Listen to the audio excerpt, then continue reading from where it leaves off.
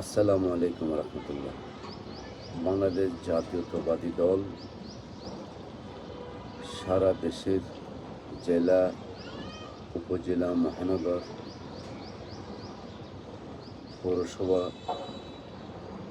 শাখা কমিটিগুলোকে যদি দলে সাংগঠনিকভাবে শক্তিশালী করা না হয়, অদূর ভবিষ্যতে এমপির মাধ্যমে, নির্বাচিতদের মাধ্যমে অনুপ্রবেশকারীরা ঢুকে পড়বে। অনুপ্রবেশকারীরা যদি ঢুকে পড়ে আর দলের চেতনা, আদর্শ, উজ্জীবিতের বিপরীতে সেটা নিভিয়ে যাবে। অতএব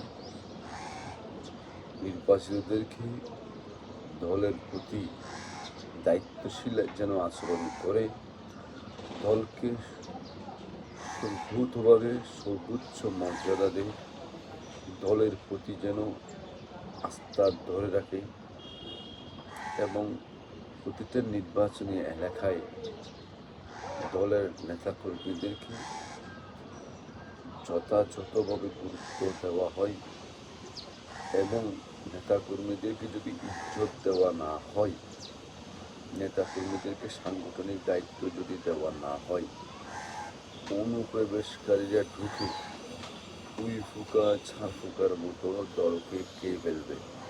আর নিচের লেভেলে যদি দলকে খেয়ে ফেলে, উপরের লেভেলের কথা কার্যকর হবে না।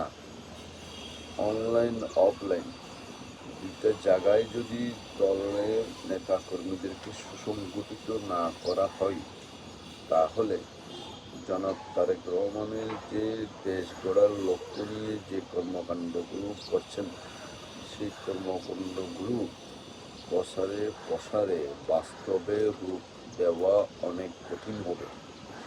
অতএব দলের প্রতিটা ত্যাগী নেতাকর্মীদেরকে শক্তিশালী করতে হবে এবং নতুন নতুন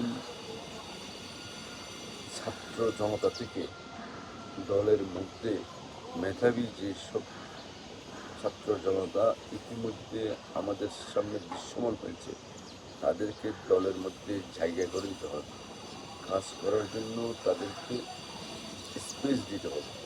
তাহলে পরে তারেক রহমানের যে চিন্তা, চেতনা, দেশ গড়ার কল্পনা, সেটা বাস্তবায়ন করা সম্ভব হবে।